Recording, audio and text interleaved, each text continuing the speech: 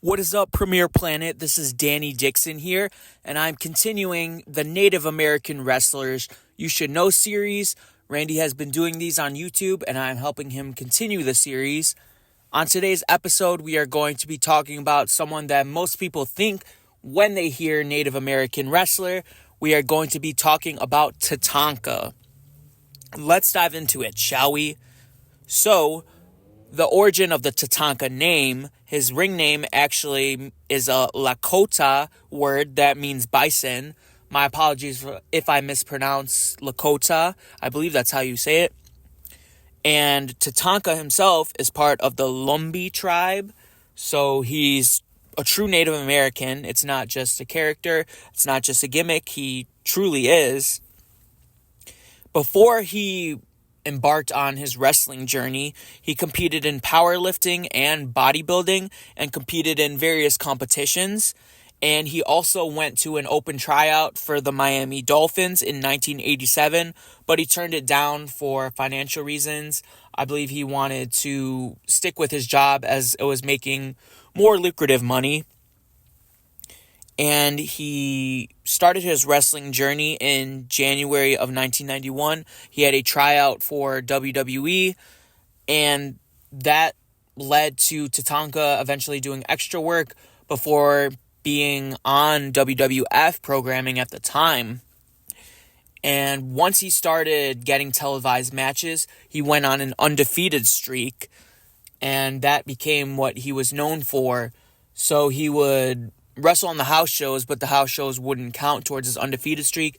It was on television, and it got to the point where eventually he had his pay-per-view debut at WrestleMania 8 against Rick Martel. What a hell of a way to make your pay-per-view debut at the grandest stage of them all.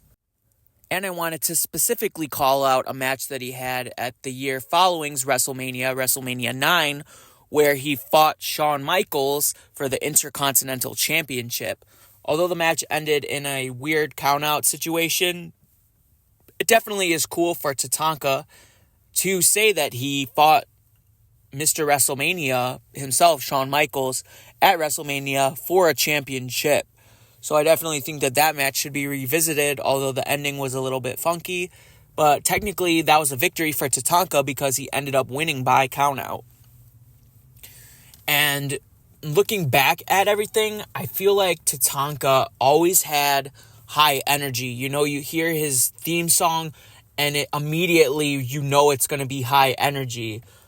He also has a very unique look in wrestling, you know, with the face paint and a lot of homage to his culture. And culture was very important throughout his wrestling career, and he was able to take aspects of real life and apply it to his character in the professional wrestling industry. And I think that's very cool because some people blur the lines between fantasy and reality, and that's an example of that because a lot of people play a character that isn't necessarily who they are in real life, and it's an exaggerated version of themselves in some cases. But I feel like in Tatanka's case, he really got to build awareness of his heritage and his culture, which definitely is important because at the time, I bet he was a pioneer for Native American culture in professional wrestling. I know there's a lot of others who leaned into their culture, but at the level of WWF at the time, I'm sure it led a lot of people to research Native American culture, and people adored Tatanka for his high energy and his look and his high octane professional wrestling ability.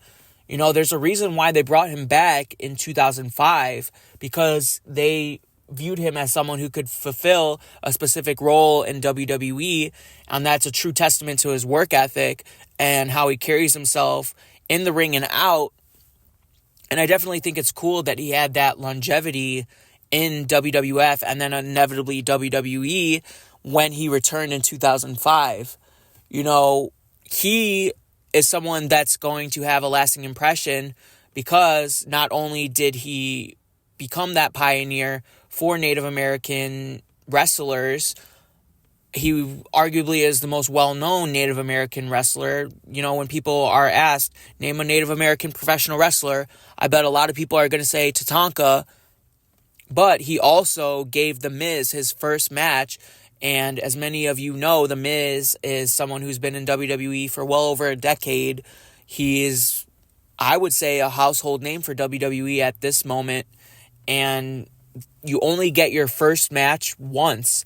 And that was The Miz's first match. So whenever The Miz sits down for an interview, he'll say, hey, my first match was against Tatanka on SmackDown.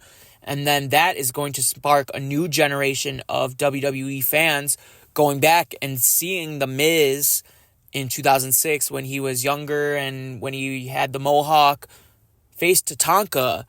And then, you know, you go down the rabbit hole, especially with Peacock now and the accessibility of WWE programming.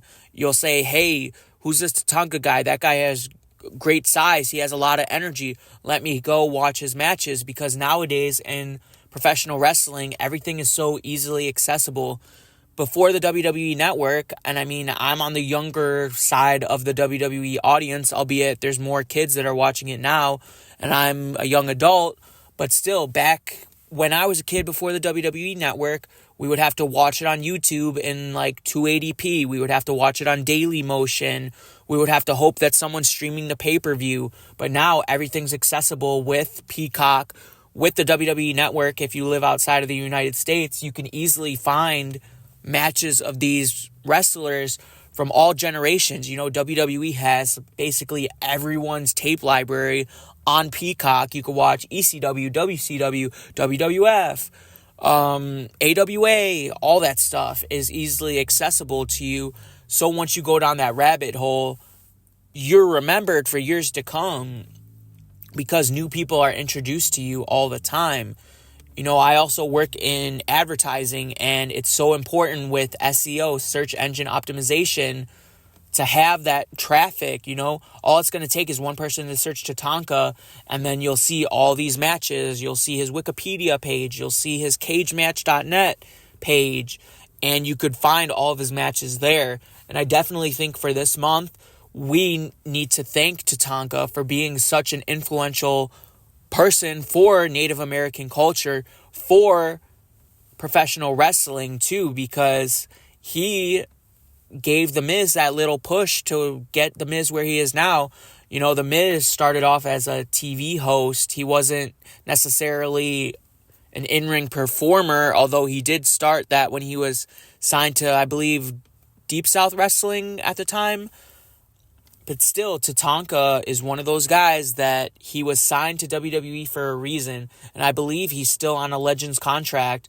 And there's a reason why they signed him to a Legends contract. WWE views him as just that.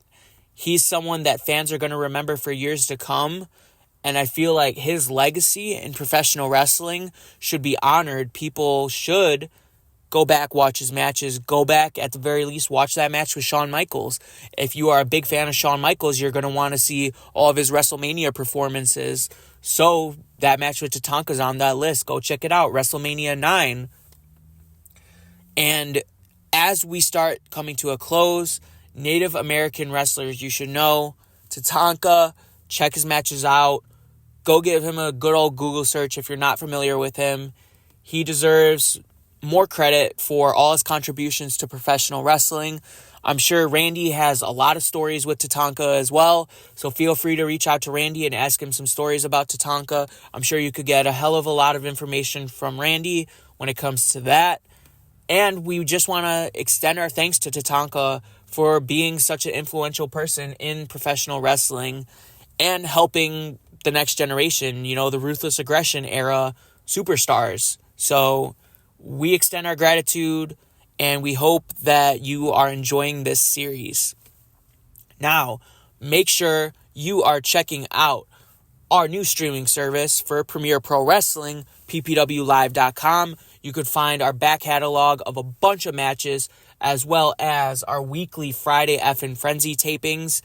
It's all housed there. You get the best bang for your buck by checking that out, so you don't want to miss it, as well as checking out our new location. So we have moved from Rockford, Illinois. We are now we have moved from Woodstock, Illinois, my bad. Now we are in Rockford, Illinois. So make sure to check us out.